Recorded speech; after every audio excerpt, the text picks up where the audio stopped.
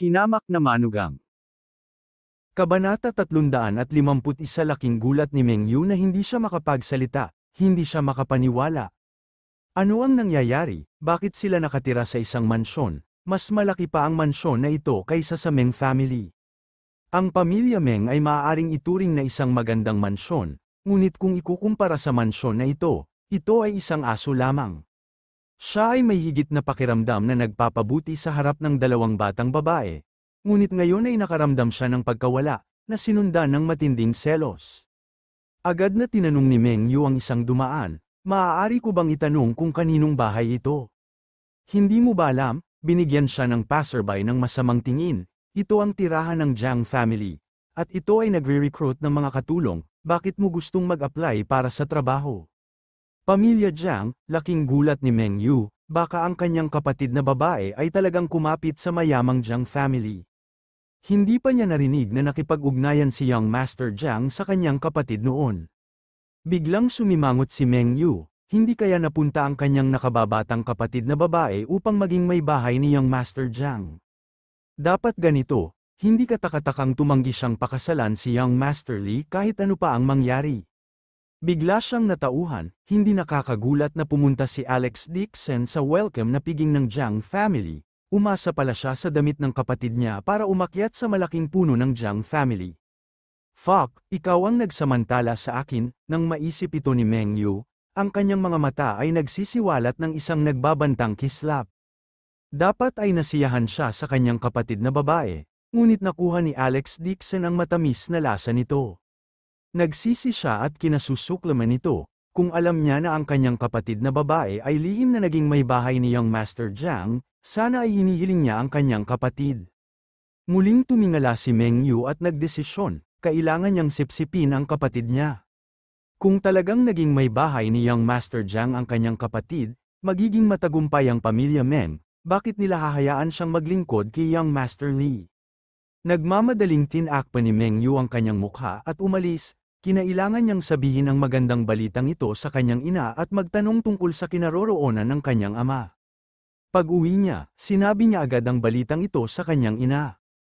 Ano, naging may bahay ni Young Master Jiang sinooran, saglit na natigilan si Qin Yuan at biglang napasigaw sa gulat, hindi ko akalain na magiging matagumpay ang babaeng ito, sa pagkakataong ito, yayaman na ang ating Meng family.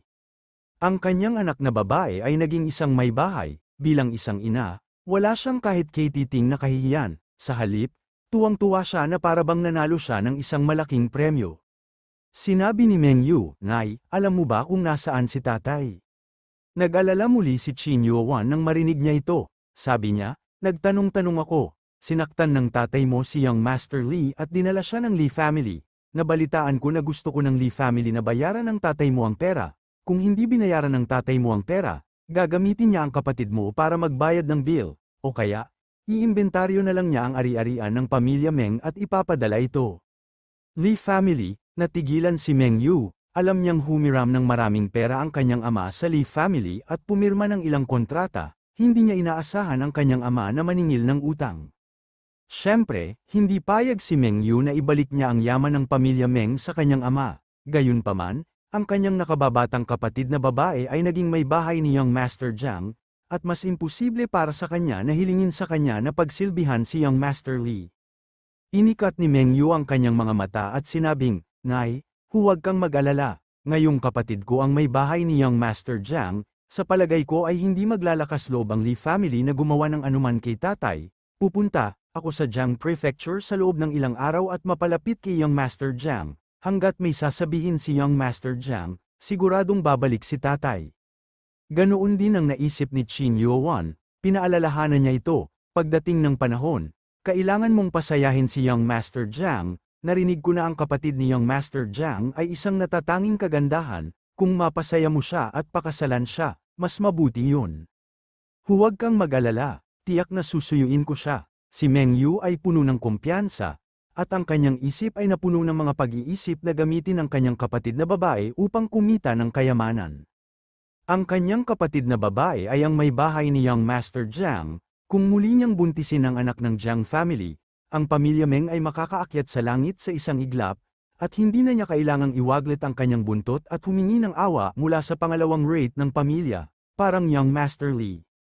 Tanong ni Qin Yuan, kung hindi babalik ngayon ang kapatid mo, paano siya lalapit sa Jiang family? Iniisip din ni Meng Yu ang problema nito, wala man lang siyang karapatang pumunta sa Jiang family. Oh, biglang hinampas ni Meng Yu ang palad niya. Nay, nabalitaan ko na si Old Master Jiang ay matagal nang nakarite dahil sa kanyang spine problem sa National Clinic. Kung pupuntahan ko si Old Master Jiang, hindi ba ako magkakaroon ng pagkakataon? Kahit ang direktor ay hindi niya kayang gamutin, paano mo? Sabi ni Qin Yuan. Sabi ni Meng Yu, nabalitaan ko sa Batika na may bagong uri ng gamot sa Nanguang region na hindi pa nakalista. Tila tinatawag itong repairing ointment, at napakabisa nito sa paggamot sa mga bali. May kakilala ako, sa Nanguang, gumastos ako ng maraming pera para kumuha ng ilan para makita nila kung masama ba ito. Pagkatapos ay bilasan mo, sabi ni Qin Yuan, pagdating ng oras, sabihin mo lang na ikaw mismo ang gumawa nito. Subukang mag-iwan ng magandang impresyon sa Jiang family. Tuma-NGO si Meng Yu at agad na tinawagan ang kanyang mga kaibigan sa Nanguang para bumili ng gamot sa mataas na halaga. Makalipas ang isang araw, nakakuha si Meng Yu ng isang kahon, nasa loob ang repairing ointment na pinabili niya sa kaibigan. Tuwang-tuwa siya, agad siyang nakakita ng isang pasyente na may bali sa National Clinic upang subukan ito, at agad itong gumana. Nabalian na ang guya ng pasyente, ngunit matapos ipahid ang gamot ay hindi na ito sumakit, agad siyang lumuha ng pasasalamat kay Meng Yu at lumuhad para tawagin itong Diyos na doktor. Talagang mabisa ang gamot na ito, walang katulad na pagkasabik ni Meng Yu. Walang kabuluhan na gumastos siya ng 2 milyong gintong barya para makabili ng banal na gamot mula sa rehiyon ng Nanguang, bagamat 2 milyon na ito ay lahat ng kanyang pribadong pera. Hanggat gumaling si Old Master Jiang, tiyak na gagantimpalaan siya ng Jiang family, kailangan pa ba niyang alalahanin ang pera? Laking gulat din ng mga pharmacist sa Batika. Hindi nila inaasahan na gagawin si Meng Yu ng ganitong uri ng gamot na gamot, pinalibutan siya ng mga ito at patuloy na humihingi ng papuri sa kanya. Kahit na si Medicine Master Lu, na kanyang internship, ay pinuri ang kanyang talento. Si Meng Yu ay karaniwang may mababang posisyon sa parmasya, ngayong bigla na lang siyang nakatanggap ng napakaraming papuri, hindi niya naiwasang maging proud at medyo mayabang. Walang hiyang sinabi niya, ang gamot na ito ay binuo ko. At nasa experimental stage pa lang ito, hintayin kong magsaliksik pa ako ng ilang araw at makagawa ng tapos na produkto. Sa sandaling ito, isang matangkad at payat na nasa katanghaliang gulang na lalaki ang pumasok sa parmasya, na sinundan ng 4 o 5 katulong na manggagamot. Nang makita ang nasa katanghaliang gulang na lalaking ito, biglang tumahimik ang Batika na kanina pa sumisigaw. Si Master Lu, na namamahala sa parmasya, ay mabilis na nagtungo upang batiin siya. Creator Jiang, ano ang nagdala sa iyo dito? Ang nasa katanghaliang gulang na lalaki ay ang direktor ng National Clinic, ang kanyang pangalan ay Jiang Shuaimeng. Sinabi ng isang katulong, dumating ang direktor para kumuha ng gamot. Mabilis na ngumiti si Master Lu na humihingi ng tawad. Director, bakit ka personal na pumunta? Tawagan mo ako at ako mismo ang maghahatid ng gamot sa iyo. Bahagyang iwinagayway ni Jiang Shuaimeng ang kanyang kamay. Ako na ang gagawa ng gamot na gusto ni Old Master. Anong ginagawa niyo kanina? Ang intern na si Meng Yu ay gumawa ng isang bagong gamot na napakabisa para sa pagbawi ng mga buto ng tao. Lahat ay tinatalakay ito. Oh, medyo interesado si Jiang Shuaimeng. Pwede mo ba akong petangnan ng gamot? Natigilan si Meng Yu, ngunit hindi siya naglakas loob na tumanggi. Kinailangan niyang kagatin ang bala at iabot ang gamot. Binuksan ni Jiang Shuaimeng ang kahon at inamoy ito, pinunasan niya ito ng kaunti at pinag-aralan ng mabuti, nagtaas siya ng kilay at sinabing, hindi masama ang gamot, mabisa ba talaga sa buto ang gamot na ito? Hindi ito ng ahas na itago ni Meng Yu, ang tanging nasabi niya ay, oo.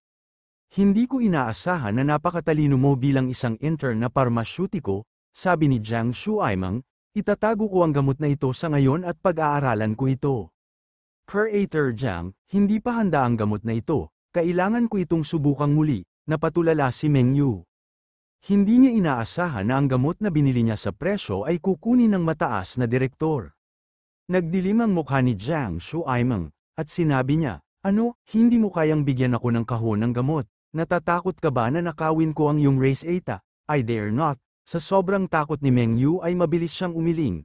Malungkot na sinabi ni Master Lu, Meng Yu, ang direktor ay interesado sa iyong bagong gamot dahil pinahahalagahan ka niya. Dahil ikaw mismo ang gumawa ng gamot na ito. Hindi ka ba makakagawa ng isa pang kahon, ang gamot na ito? Ikaw, ba ang gumawa nito? Kabanata 352 sa sobrang takot ni Meng Yu ay nanginginig ang kanyang buong katawan, mayroon siyang criminal record, at yun ang huling beses na sinabi ni Lu Hongjian na nagnakaw siya ng gamot. Kahit na ang insidenteng ito ay sanhi mismo ni Lu Hongjian, hindi ito naging malaking bagay sa National Clinic. Ngunit kung gagawa siya ng panibagong krimen, natakot siya na siya ay itaboy. Nasabi lang ni Meng Yu na may pagtatampo na mukha, ako ang may gawa nito. Pagkatapos ay gawin mo na lang ulit, sabi ni Jiang Shuaimeng, mayroong lahat ng uri ng medicinal herbs sa Batika, tama, kanina ka pa nag-internship, di ba? Maaari kang maging opisyal na parmasyutiko sa ilang araw. Hindi naging madali para sa isang intern na parmasyutiko sa National Clinic na maging opisyal na parmasyutiko, may hindi naging opisyal na parmasyutiko pagkatapos ng 2 taong internship. Agad na natuwa si Meng Yu at mabilis na sinabi, salamat, Curator Jiang. Tungkol sa repairing ointment sa kanyang mga kamay, hinihiling niya kay Qin Yuan na kunin ang kanyang pribadong pera at bumili ng isa pang kahon. Tinawag ni Alex Dixon si Renan at nagtanong tungkol sa sitwasyon ng linya ng produksyon ng pharmaceutical. Sumagot si Renan na ang Haicheng Pharmaceutical Factory ay gumawa lamang ng unang batch ng repairing ointments at hindi pa ito naisa publiko. Dahil may mga peking repairing ointments na kumakalat sa merkado, walang nakakaalam kung saang Batika ang nakarinig nito at pakiramdam na may kikitain sila, kaya ginaya nila ito. Bagaman ang mga peking repairing ointment ay mga peke, hindi rin ito peke, kaya lang hindi kumpleto ang formula. Ang ganitong uri ng gamot ay nagkaroon din ng epekto sa mga bali, sadyang mas masahol pa ang mga epektong nakapagpapagaling kaysa sa tunay na repairing ointments. Gayunpaman, sa tatak ng tunay na repairing ointments, talagang napakapopular ito sa underground black market, at naibenta pa sa mataas na presyo na ilang 10,000 bawat kahon.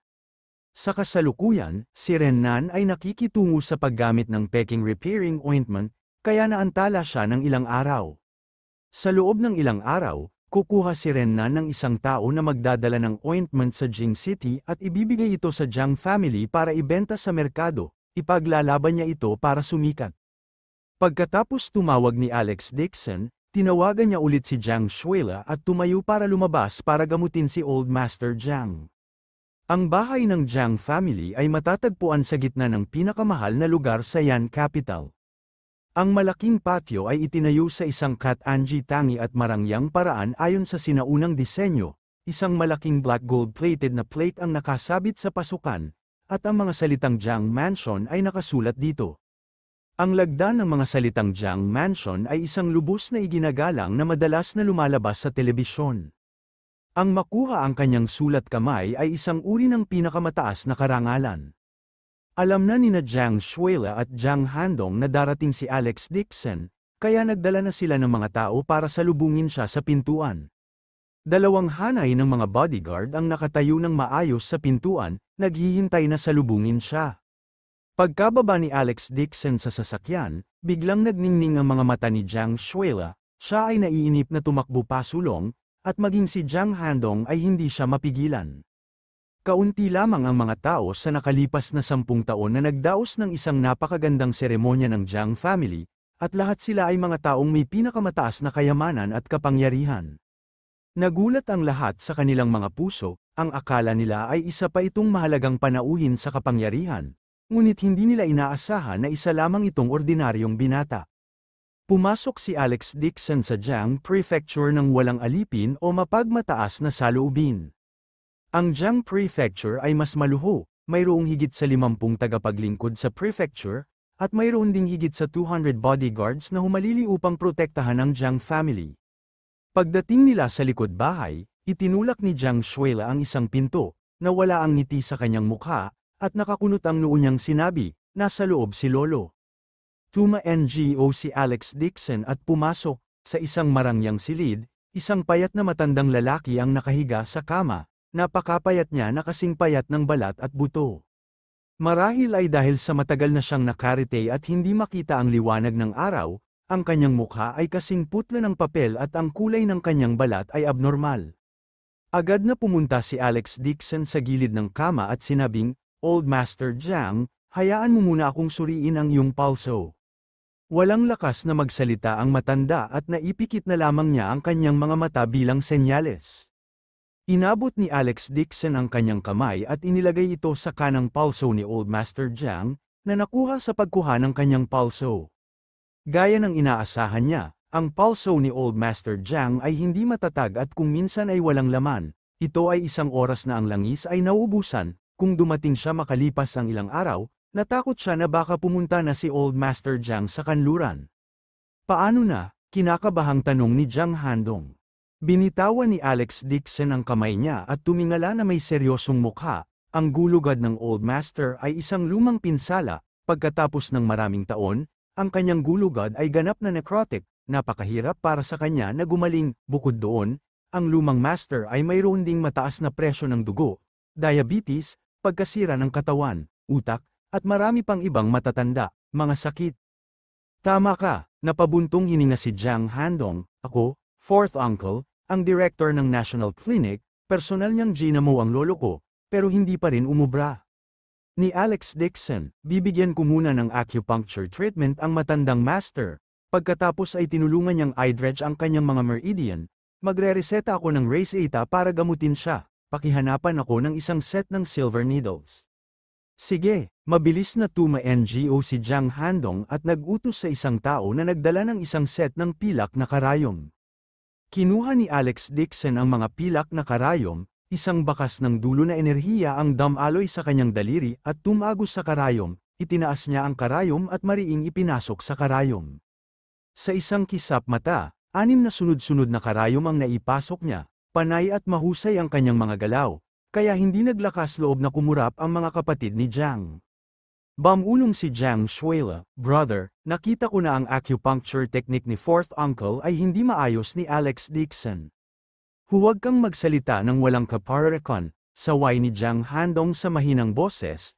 Ang pang-apat na uncle ay ang direktor ng National Clinic at kilala rin bilang Miracle Hand Silver Needle, may sarili siyang acupuncture technique. Siya nga, nang ipasok ni fourth uncle ang karayom ay labis siyang nag-ingat. Gusto niyang gumamit ng magnifying glass para ipasok ang karayom. Hindi man lang ito nilingon ni Alex Dixon, casual niyang ipinasok ang karayom sa acupuncture point.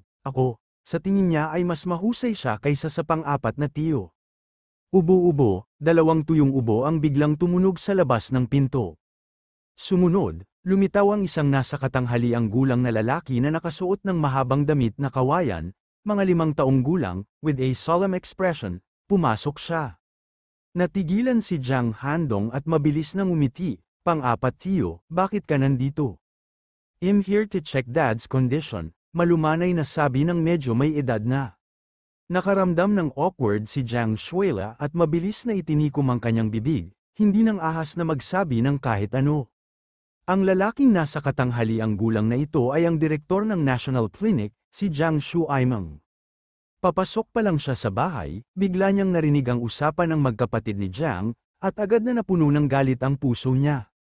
Ang kanyang acupuncture technique ay isa sa pinakamahusay sa bansa, ngunit siya ay talagang na-demote sa isang hindi kilalang binata. Si Alex Dixon ay ganap na nakatuon sa acupuncture, kaya natural na wala siyang pakialam sa nangyari sa likod niya. Itinaas ni Jiang Shuaimeng ang kanyang mga mata at sumulyap sa kanya. Agad namang napuno ng galit ang mukha niya. Naglakad siya pasulong at hindi nagsalita. Kinuha niya ang pilak na karayom mula sa kamay ni Alex Dixon at inihagis sa lupa. Mabangis niyang saway, "Gusto mo bang patayin ang tatay ko?" Kumunat ang noo ni Alex Dixon at lumingon para makita si Jiang Shuaimeng. Nagulat si Jiang Shuila at mabilis na sumigaw, "Pang-apat na tiyo, anong ginagawa mo?" Sinabi ni Jiang Shuaimeng na may madilim na mukha. Siya ay random na nagpasok ng mga karayom. "Kung ako ay dumating sa isang hakbang mamaya, ang buhay ng matandang master ay maaaring nasa panganib." Mabagsik ang tono niya. Maging si Jiang Handong ay kinabahan. Mabilis niyang sinabi, "Pang-apat na tiyo, Namumukod-tangi ang mga kasanayan ni Alex Dixon sa medisina, kahit si Master Lu Hongjian ay pinuri siya, naniniwala ako sa kanya. Sa sandaling ito, isang payat na nasa katanghaliang gulang na lalaki ang pumasok mula sa labas ng pinto kasama ang kanilang mga doktor sa likod niya. Sabi niya na may maitim na mukha, "Handong, nagkakagulo kayo, bakit mo inimbitahan ang napakaraming tao dito para gamutin si Old Master?" Nanigas ang mukha ni Jiang Handong at sinabing hindi natural, "Tay, inimbitahan ko lang si Mr. Dixon na pumunta at tingnan, sasabihin ko lang sana sa inyo, napakataas ng medical skills ni Mr. Dixon, pirmado siya ng Jiang's Corporation, ganun klaseng gamot, ay binuo niya." Ang lalaking nasa katanghaliang gulang na ito ay ang kanyang ama, si Jiang Wei. Matapos itong marinig ni Jiang Wei, narinig niya ang kanyang mukha, sinulyapan niya si Alex Dixon, pagkatapos ay bumaling kay Jiang Handong at sinabing, "Wala akong pakialam sa iyong negosyo, ngunit ikaw, fourth uncle, ang direktor ng National Clinic, ang pinuno ng medikal na mundo, dapat mong iwanan ang paggamot sa lumang master kay fourth uncle." Agad na tumawag si Jiang Shuila, "Tay, matagal nang ginagamot ni fourth uncle si Lolo, pero hindi pa siya gumagaling, hiniling ko kay Alex Dixon na gamutin ako dahil gusto kong gumaling kaagad si Lolo, siya ay prangka." Sa sandaling sinabi niya ang mga salitang yon, agad na nagbago ang ekspresyon ni Jiang Shuaimang, hindi ba't mahusay na gamitin ito na ang kanyang mga kasanayan sa medikal ay hindi tulad ng kay Alex Dixon. Kabanata 353 Gustong pigilan ni Jiang Handong ang kanyang kapatid, ngunit huli na ang lahat, naiiyak na lang siya sa puso niya. Bahagyang ngumiti si Jiang Shuaimang at sinabing, "Dahil alam mo kung paano gumawa ng gamot ay hindi marunong gumamit ng mga karayom. Kung ito ay talagang kakaibang lihim na gamot, kinakailangan ng maraming pagsisikap upang gawin ito. Ang medikal na formula ay ang maingat na pagsisikap ng bawat TCM na doktor. Ang isang tunay na doktor ay hindi kailanman ituturing ang sikretong gamot bilang isang kalakal at ilalabas ito upang pumirma sa isang kontrata para ibenta ito. Bukod dito, walang sinuman sa mundo ng medikal ang mabubulag ng kasakiman." Ang mga salitang ito ay pakinggan, ngunit ang bawat pangungusap ay malupit. Para siyang umikot na ruta para pag-alitan si Alex Dixon para kumita lang, muntik na niyang tawaging scum ng TCM si Alex Dixon. Malamig na sinabi ni Alex Dixon, "Creator Jiang, sa palagay ko ay hindi mo naiintindihan, ang repairing ointment na pinirmahan ko kay Jiang's, sa palagay ko, ay hindi isang lihim na recipe, kahit na ito ay isang lihim na reseta, sa palagay ko ay mas mabuti na gawin ito ng maramihan sa halip na ilihim ito. Mas kapaki-pakinabang na iligtas ang mga tao sa mundo." Ikaw, galit na galit si Jiang Shuaimang kaya nagbago ang kanyang mukha. Ang batang ito, pinagalitan niya talaga siya dahil may tinatago siya. Nakita ni Jiang Wei na hindi makapagsalita si Ling, kaya't agad siyang napag-alitan sa malalim na boses, "Li ikaw, fourth uncle ang pinuno ng National Clinic, paano may kukumpara ang isang batang-bata sa kanyang mga medikal na kasanayan? Huwag magpalinlang, sa mabulaklak na salita ng ibang tao." Sinabi ni Jiang Shuila, na nakakaramdam ng mali, "Itay, hindi sinungaling si Alex Dixon, naniniwala ako sa kanya."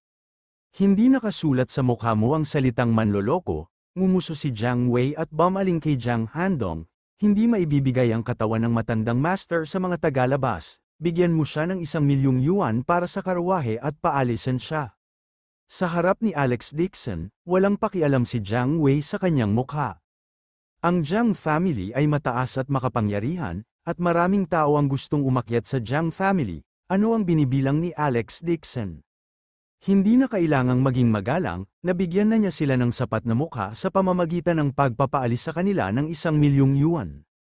Si Jiang Handong ay mukhang problemado, ang isa sa kanila ay ang kanyang kasosyo, si Alex Dixon. Ayaw niyang masaktan siya, at ang isa ay si fourth uncle, ang matanda sa kanyang pamilya. Nakagat lang niya ang bala at sinabing, "Dad, inimbitahan ko si Mr. Dixon dito, paano mo siya pakakawalan bago mo siya tratuhin?" Subukan niya. Naniniwala rin ako na hindi ako gagawa ng katangahan ni Alex Dixon. Galit na sinabi ni Jiang Wei, "Ang pang-apat na uncle ay ang bloodline ng Old Master. Sasaktan ba niya ang Old Master? Kahit ikaw, fourth uncle, ay hindi kayang gamutin ng sakit. Naniniwala ka talaga na isang tagalabas ay kayang gamutin ito. Paano kung may masamang mangyari sa Old Master, hindi mo maaaring panag-utan ito?"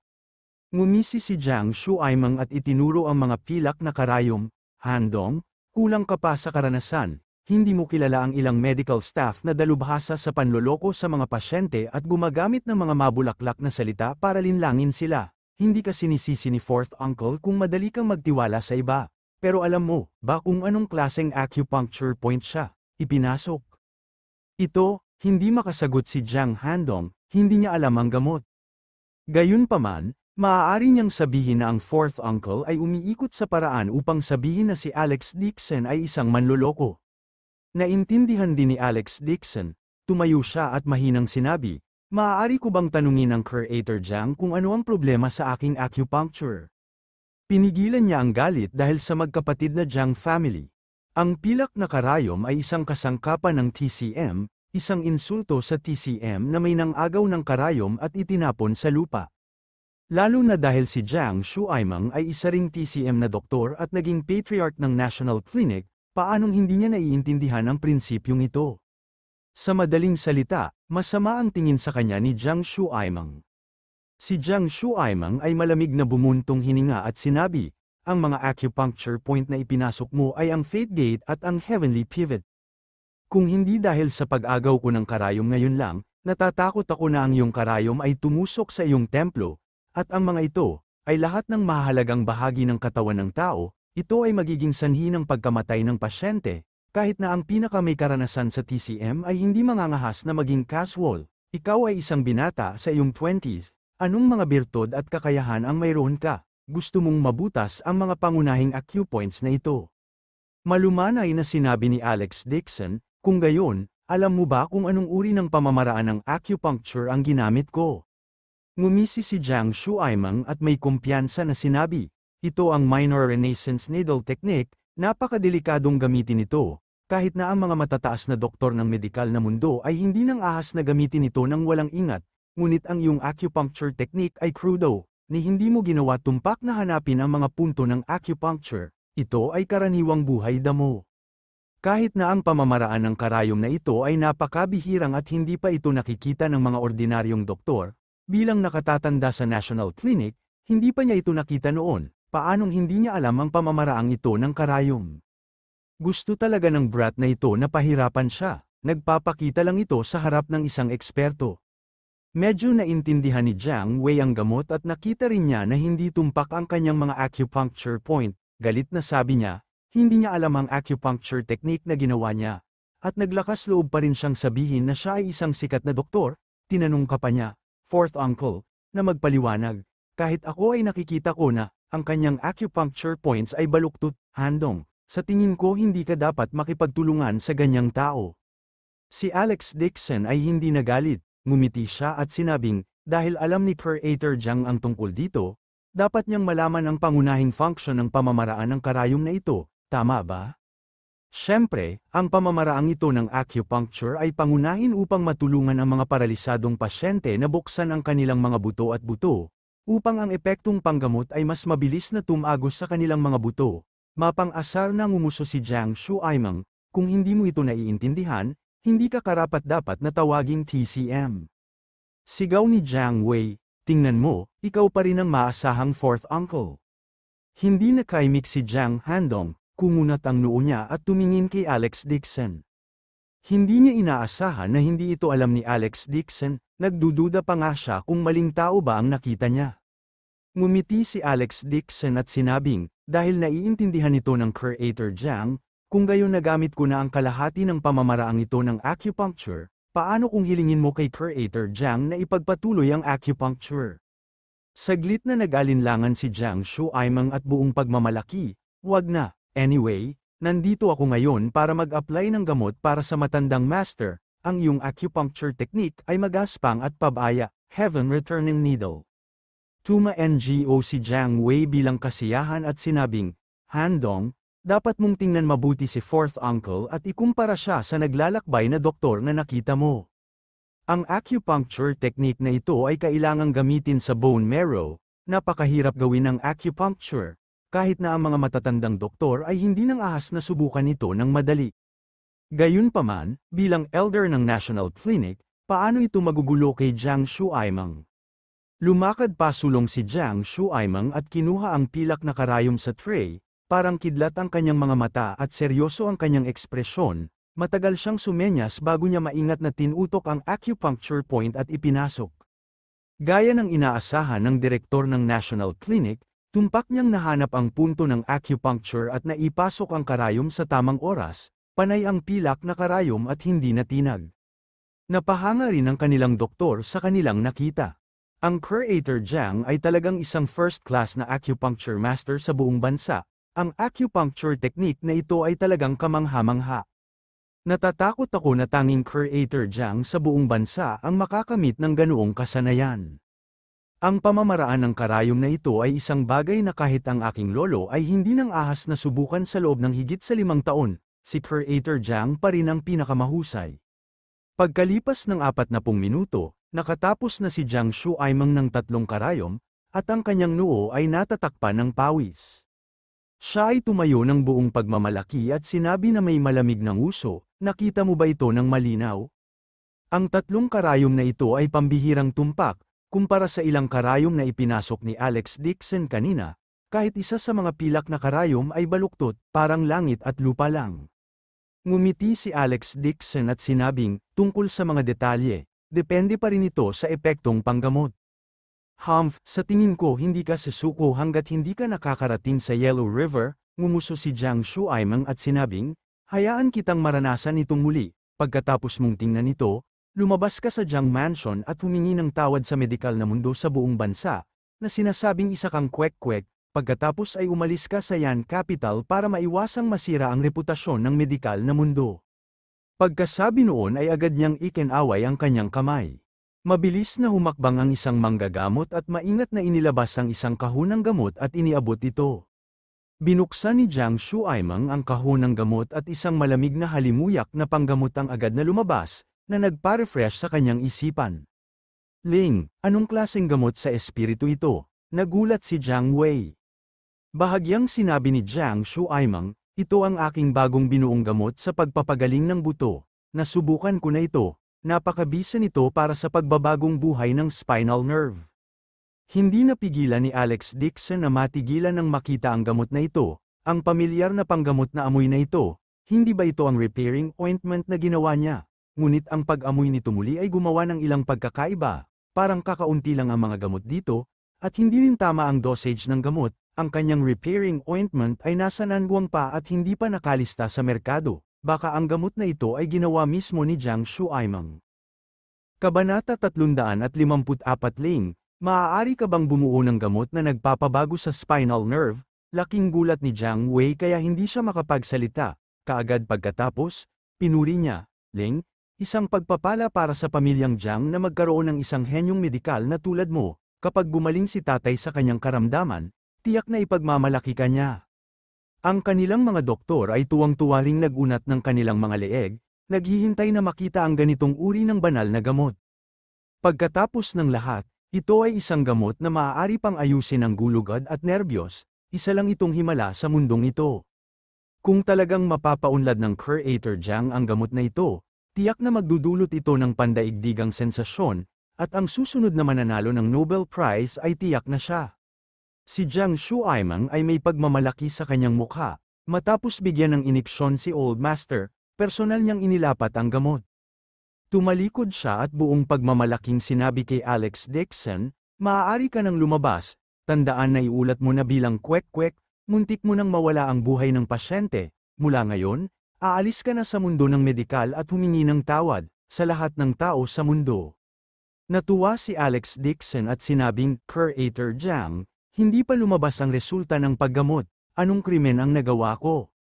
Mayroon kang mahinang kasanayan sa medikal, ngunit nagpapanggap kang isang makadyos na doktor at sinasaktan ang iba at ang iyong sarili, ito ay isang krimen, matuwid na sabi ni Jiang Shuaimeng. Sumimangot din si Jiang Wei at sinabing, Handong, kanselahin mo ang kontrata kay Alex Dixon, hindi makikipagtulungan ang Jiang family sa ganitong uri ng manloloko. May gustong sabihin si Jiang Handong para kay Alex Dixon, ngunit sumigaw si Jiang Wei, huwag mo nang sabihin, hindi mo lugar para magdesisyon sa Jiang family.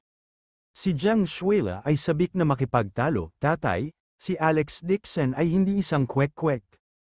Huwag ka nang masyadong magsalita. Sino ang kwek-kwek? Don't tell me you, fourth uncle, can't tell. Nagdilim ang mukha ni Jiang Wei, at sinabi niya kay Alex Dixon, Mr. Dixon, seeing that my daughter nasa ilalim ng iyong pangangalaga nitong nakaraang araw sa Jinling, hinihiling kong umalis ka ng mag-isa. Mula ngayon, hindi ka na pinapayagang pumasok sa Jiang family. Ang 1,000,000 RMB na ito ay ang gantimpala sa pagpunta dito. Pagkatapos sabihin yon, kumuha siya ng tseke at sinulat ito ng 1,000,000 yuan, inilagay ito sa harap ni Alex Dixon. Malamig ang mga mata ni Alex Dixon, hindi niya pinansin si Jiang Wei. Nilinggan niya si Jiang Shuila at sinabing, dahil ikaw, fourth uncle, ang gumamot kay Old Master, mukhang hindi na ako kailangang manatili dito. Aalis muna ako, pero tiyak na lalala ang kalagayan ng iyong lolo sa 1 minuto. Sa una, hihimatayin siya at kick-ibot, pagkatapos ay dumudugo siya mula sa kanyang mga butas ng ilong, dapat ay naghanda ka ng mas maaga. At ngayon maaari mong tawagan ang numero ng emergency na 120 kung ang emergency na paggamot ay hindi napapanahon. Ikaw ay dumudugo mula sa lahat, your orifices. Pagdating ng oras na yon, kahit hindi ko siya mapagaling, maghanda ka sa libing. Naging berde ang mukha ni Jiang Shuaimang at sumigaw, isang kwek-kwek na sinusubukan tayong takutin hanggang mamatay, ito ay talagang kasuklam-suklam. Ang mukha ni Jiang Wei ay naging pangit din at galit na sinabing, Mr. Dixon, I only treat you with respect because you are my little girlfriend. Ang Jiang Prefecture ngayon din. Malamig nang umiti si Alex Dixon at hindi nagpaliwanag. Tatay, ika-4 na tiyo, tumigil ka na sa pagsasalita. Nakaramdam ng guilt at pagkabalisa si Jiang Shuila. Muntik na siyang umiyak. Lumingon siya at sinabing, Alex Dixon, kasalanan ko ang lahat. Hindi ko sinabi ng malinaw sa tatay ko at nagkamali ako sa iyo. Tuma-NGO si Alex Dixon kay Jiang Handong, hindi man lang niya ginalaw ang tseke, tumalikod siya at umalis. Nang malapit na siyang umalis, malamig na sumigaw si Jiang Shuaimang, tumigil ka. Huminto si Alex Dixon at malamig na sinabi, ano ngayon? Mabangis na sigaw ni Jiang Shuaimang, nakasilip ka lang sa akin habang nag-acupuncture, dapat kang sumulat ng garantiya para pigilan kang matuto ng palihim. Pag nanakaw sa akin, sarkastikong sinabi ni Alex Dixon, ibig mong sabihin, ang iyong maliit na heaven returning needle technique na hindi mabuti o masama, pasensya na, hindi ko talaga gusto. Pagkasabi nito ay tumalikod na siya at naglakad palabas na may malalaking hakbang. Mayabang na kontrabida, galit na galit si Jiang Shuaimang kaya naging berde ang mukha niya at sumigaw, tigilan mo siya, kung hindi mo siya tuturuan ng leksyon ngayon. Iisipin niya talaga na ang Jiang family ay isang lugar kung saan siya pwede pumunta at gusto niya. Agad na sumugod ang kanilang bodyguard ng Jiang family at sinugod si Alex Dixon. Hindi man lang sila nilingon ni Alex Dixon, nagpadala siya ng flying kick, at sa isang kisap mata, sinipa niya ang ilang bodyguard sa lupa, nagpatuloy siya sa paglalakad palabas ng courtyard.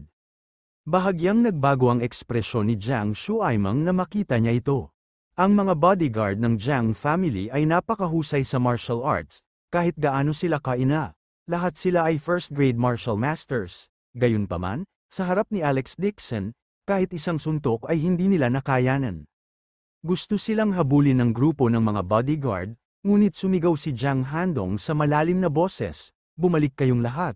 Kung sino man ang manggahas na manggulo kay Mr. Dixon, umalis kayo sa Jiang family. Siya ang tagapagmana ng Jiang family, at ang kanyang mga salita ay may tiyak na bigat, hindi na naglakas loob ang mga bodyguard na habulin siya. Galit na galit si Jiang Wei kaya nagngangalit ang kanyang mga ngipin, lumakad siya paarap at sinampal siya. Pinagalitan, anak na walang kasiguraduhan, wala kang karapatang gumawa ng mga desisyon sa pamilya Jiang, tinulungan mo talaga ang isang tagalabas, umalis ka dito, tumayo siya sa pintuan at nagmuni-muni, sarili niya. Nakatanggap si Jiang Handong ng isang sampal sa kanyang mukha, ngunit wala siyang sinabi, tumalikod siya at umalis. Itay, maganda rin ang intensyon ni Kuya, sabi ni Jiang Shuila habang umiiyak. Tumayo ka, kung magsasalita ka ulit, mawala ka, galit na sabi ni Jiang Wei. Si Jiang Shuila ay nababalisa at nagalit, ngunit naalala niya ang mga salita ni Alex Dixon, hindi siya makatiyak sa kanyang lolo, kaya tumabi na lang siya habang may luha sa kanyang mga mata. Hindi niya inaasahan na magiging ganito ang mangyayari. Gusto niya noong una na tratuhin ni Alex Dixon ang kanyang lolo, ngunit hindi niya inaasahan na mapahiya si Alex Dixon at mabubugbog ang kanyang kuya. Sa pagtingin sa background ni Jiang Handong, isang bakas ng hindi mahahalata na pangungutya ang sumilay sa mga mata ni Jiang Shuaimang, ngunit nagkunwari siyang walang pakialam. Kuya, bata pa si Handong, kaya hindi big deal sa kanya na dayin siya ng kwek-kwek, wala nang pakialam. Galit na sinabi ni Jiang Wei, kung siya ay ganito, ang iba ay maniniwala sa anumang sasabihin nila. Paano niya maaga ang Jiang family sa hinaharap? Tingnan mo ang iyong anak, at pagkatapos ay tingnan mo ang aking hindi karapat-dapat na anak. Pupunta ako sa mamatay sa galit. Sinamantala ni Jiang Shuaimang ang pagkakataong sabihin, Kuya, tapos na ang anak ko sa larangan ng negosyo sa ibang bansa. Maaari kong hilingin sa kanya na tulungan si Handong na pamahalaan ang kumpanya upang hindi na muling magamit si Handong. Galit pa rin si Jiang Wei, kaya agad siyang tuma-NGO at sinabing, sige, aayusin ko si Jiang Lei na pumasok sa kumpanya para tulungan si Handong bukas. Lumiwanag ang mukha ni Jiang Shuaimang. Ngayon, ang matandang master ng Jiang family ay may malubhang karamdaman, at ang kanyang panganay na anak na si Jiang Wei ay walang kakayahan, kaya ang kumpanya ay pansamantalang ibinigay sa panganay na apo, si Jiang Handong, upang pamahalaan. Tungkol naman sa kanyang anak, dahil siya ang pang-apat na anak, hindi siya kwalipikadong pumalit sa negosyo ng Jiang family. Kung papayagan ang kanyang anak na makapasok sa kumpanya, ipinakita niya ang kanyang pagganap sa pamamahala ng kumpanya at isinusulong si Jiang Handong sa parehong oras. Bilang karagdagan, napagaling niya ang matandang master at gumawa ng malaking kontribusyon. Kapag nagising ang matandang master, baka ibigay niya ang kumpanya sa kanyang anak. Habang nag-uusap ang dalawa, biglang nagpakawala ng mahabang hininga ang matandang master at iminulat ang kanyang mga mata. Tatay, nagulat si Jiang Wei at agad na naglakad papunta sa gilid ng kama. Kakagising lang ni Old Master Jiang mula sa coma, pinilit niyang umupo habang nasa gilid ng kama ang kanyang mga kamay at sinabi sa paos na boses, gusto kong uminom ng tubig. Hindi lang si Jiang Wei ang nasasabik na makita ang paralisadong Old Master Jiang na nakaupo, maging si Jiang Shuaimang ay nakahinga ng maluwag. Mukhang talagang gumana ang kahon ng gamot, ang grupo ng mga doktor ay nagulat din, at hinangaan nila ang mga kasanayan ni Jiang Shuaimang sa medikal na sukdulan. Talagang karapat-dapat ang Creator Jiang na tawaging isang pambansang eksperto, kaya pa niyang gamutin ang paralisis. Karapat-dapat talaga siyang tawaging direktor ng National Clinic. Ang galing ng Creator Jiang sa medisina, siya ang numero 1 doktor sa ating bansa, ang batang iyon ngayon ay wala. Mabilis na inutusan ni Jiang Wei ang mga tao na nagbuhos ng tubig para sa matandang master at tuwang-tuwang sinabi, Tatay, kumusta ang pakiramdam mo? Mas mabuti, sinamantala ni Jiang Shuaimang ang pagkakataon na kumuha ng kredito. Pumunta siya sa unahan at sinabing, Tay, ako ang nagpapagaling sa iyo. Hindi baling nakalimutan kong kumain at matulog, at inalagaan kita. Sa wakas ay gumaling na ang iyong katawan. Lumayas na tuma-NGO si Old Master Jiang at sinabing, Shuaimang, nag-iisip ka. Tungkulin ko ito, si Jiang Shuaimang ay mukhang mapagpakumbaba, ngunit napakasaya niya sa kanyang puso. Iniligtas niya ang buhay ng matandang master. Parang sip-in si Jiang Handong at hayaan ang kanyang anak na kunin ang kay Jiang ay malapit na. Sa sandaling ito, biglang nanginig ang katawan ni Old Master Jiang. Sa sobrang lakas ay bumagsak siya sa kama. Tatay, napasigaw si Jiang Wei sa takot, biglang nagkaroon ng epileptic episode si Old Master Jiang, nakahiga siya sa kama habang nakapikit at nanginginig ang katawan. Kabanata 355 natarante si Jiang Wei at sumigaw, Shuaimang, halika at makita si tatay. Nagulat din si Jiang Shuaimang at agad na naglakad pasulong upang kunin ang pulso ni Old Master Jiang. Nahawakan lang niya ang pulso ng matandang master nang biglang, 2 daloy ng dugo ang umagos mula sa mga butas ng ilong ni Old Master Jiang. Lolo, sumigaw si Jiang Shuela at sumugod habang umiiyak. Natakot si Jiang Wei at hinimok si Jiang Shuaimang, ika-4 na uncle, mabilis, iligtas ang matandang master. Gayunpaman, ang mukha ni Jiang Shuaimang ay mapatla, at maging ang kanyang pulso ay nanginginig. Hindi niya siya mailigtas, wala siyang ideya kung ano ang nangyari sa matandang master. Paano siya maglakas loob na gumamit ng gamot? Shu Aimang, mag-isip ka agad ng kung ano. Nakita ni Jiang Wei na dumudugo ang ilong ng matandang master at nanginginig ang katawan nito na parang nakuryente. Siya ay nagpanik at nagudyok, hindi ba ikaw ang direktor ng National Clinic? Bakit hindi mo siya sinusubukang iligtas? Natakot din ang grupo ng mga doktor sa silid at mabilis na nagtungo sa pagsusuri at paggamot sa kanya.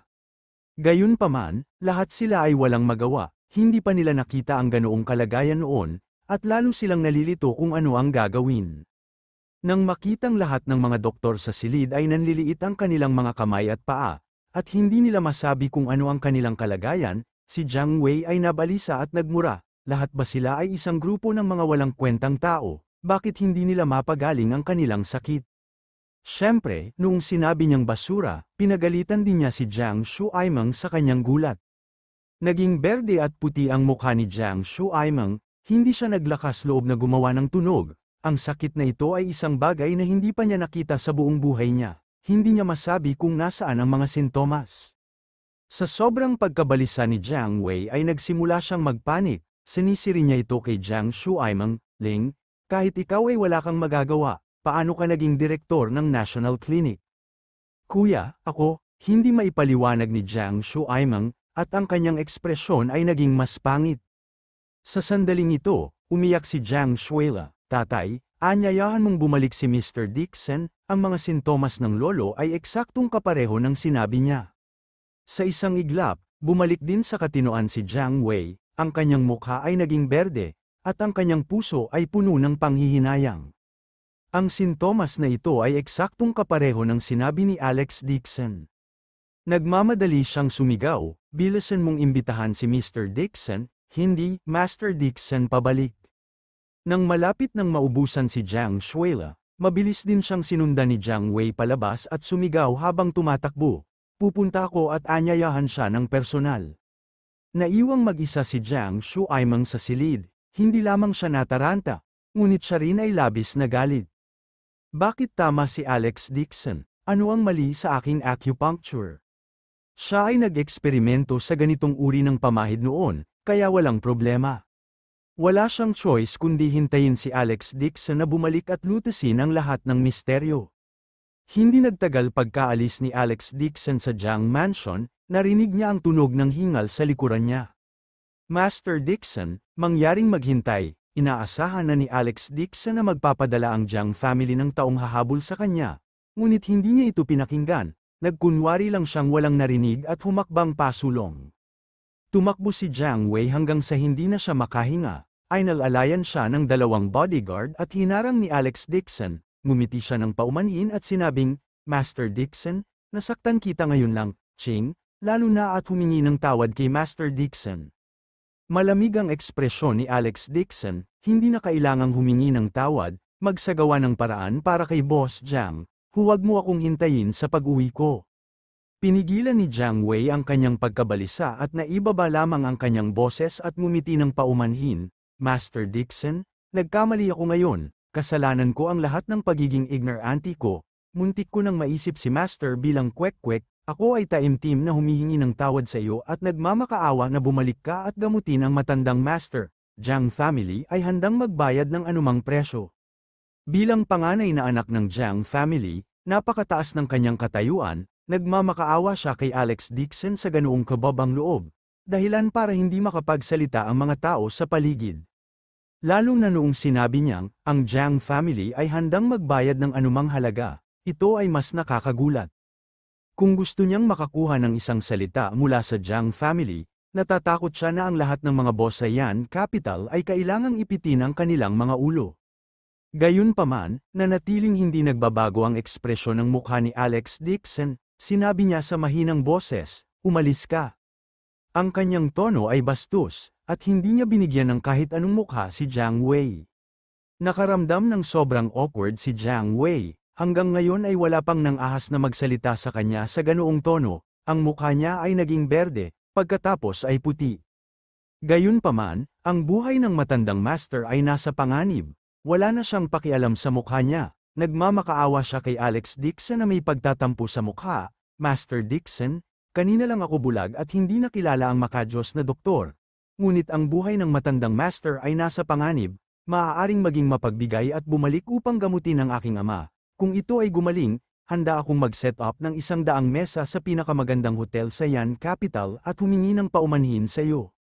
Nagkagulo ang mga tao, alam ng lahat na si Jiang Chen ay isang anak na anak, ngunit para humingi ng tawad si Boss Jiang sa isang tagalabas sa harap ng lahat sa Yan Capital, marahil si Alex Dixon lamang ang nag-iisa sa mundo. Sa sandaling ito, naabutan siya ni Jiang Shuela habang humihingal at nagmamakaawa. Alex Dixon, kasalanan ng tatay ko ngayon lang, huwag mo sana siyang pakialaman. Para sa akin, bumalik ka at gamutin, lolo ko. Napakabuti sa akin ng lolo ko simula pa noong bata pa ako. Hindi ko kayang panuorin ang aking lolo na nahihirapan. Noong una ay ayaw pumayag ni Alex Dixon sa pagpasok ni Jiang Wei. Ngunit nang tingnan niya si Jiang Shuela na umiiyak, hindi nakikita ang noo niya. Sa orihinal, hiniling din siya ni Jiang Shuela na pumunta at magpatingin sa doktor. Si Jiang Shuela at ang kanyang lolo ay nagkaroon ng malalim na relasyon. Kung pupunta ang lolo niya, siguradong madudurog ang puso niya. Master Dixon, kasalanan ko ang lahat. Kasalanan ko ang lahat ng ling na nagpanggap na alam at naantala ang iyong paggamot. Humihingi ako ng tawad. Napabuntong hininga si Jiang Wei, nang hihinayang at nababalisa. Napaluhod talaga siya at umiyak. Master Dixon, inaamin ko ang aking pagkakamali, nakikiusap ako sa iyo, patawarin mo ako at iligtas ang buhay ng aking ama. Tatay, natigilan si Jiang Shuela, laking gulat ng mga tao sa paligid na halos malaglag ang mga eyeballs nila. Ano ang pagkakakilanlan ni Jiang Wei? Siya ang kasalukuyang sect chief ng Jiang family, ang taong gustong paboran ng buong Yan Capital. Lahat ay humanga sa kanya. Kung magsalita siya, kahit ang Yan Capital ay manginig. Pero ngayon, hindi niya talaga pinansin ang mukha niya at lumuhad sa harap ni Alex Dixon, inamin ang pagkakamali niya sa harap ng lahat. Napatingin si Alex Dixon kay Jiang Wei na walang pakialam at sinabing, hindi ko tinatrato si Old Master Jiang dahil sa Jiang family, magkaibigan kasi kami ni Jiang Shuela. Si Master Dixon ay mabait at mabait. Karapat-dapat siyang tawaging mabait at magaling, mabilis na sabi ni Jiang Wei. Naantig din si Jiang Shuela at sinabing, Alex Dixon, maaalala ng pamilya Jiang ang kabaitang ito sa kanilang mga puso. Hindi na kailangan, pagkasabi nun ay tumalikod si Alex Dixon, just because you are my friend, otherwise hindi na ako babalik. Makalipas ang ilang minuto, bumalik si Alex Dixon sa Jiang Mansion at hinugot ang pilak na karayom na ipinasok ni Jiang Shuaimang sa katawan ng matandang master. Pagkatapos, sa parehong paraan, muli niyang ipinasok ang karayom. Ang mga doktor sa silid ay hindi man lang nang ahas na huminga ng malakas. Kanina lang nila kinukutsa at kinukutsa si Alex Dixon, pero ngayon, lahat sila ay nakatitig sa kanya na dilat ang mga mata. Itinaas ni Alex Dixon ang kanyang kamay at ibinaba ang karayom, ang kanyang pamamaraan ay eksaktong kapareho noong ipinasok ni Jiang Shuaimang ang karayom. Gayunpaman, pagkatapos may pasok ang ilang pilak na karayom, biglang tumabi si Old Master Jiang, na nanginginig, ang kanyang mukha ay naging pula mula sa berde. Ang mukha ni Jiang Shuaimang ay naging pangit, ito ay ang parehong pamamaraan sa kanya. Ngunit bakit nagawa ito ni Alex Dixon? Ang isang doktor ay hindi maiwasang magtanong, Master Dixon, anong uri ng pamamaraan ng karayom ito? Minor Renaissance Needle Technique, sabi ni Alex Dixon nang hindi man lang nagtaas ng ulo, ngunit ginamit ni Creator Jiang ang parehong pamamaraan ng karayom gaya mo ngayon. Ngunit, tumingala si Alex Dixon at ngumiti, mahina niyang sabi, di ba sabi ko kanina, hindi maganda ang teknik niya sa needle, ang rough ng teknik niya. Ayoko, ito ang sinabi niya kanina lang, naging lila ang mukha ni Jiang Shuaimang, napahiya siya sa sukdulan. Abangan ang susunod na kabanata.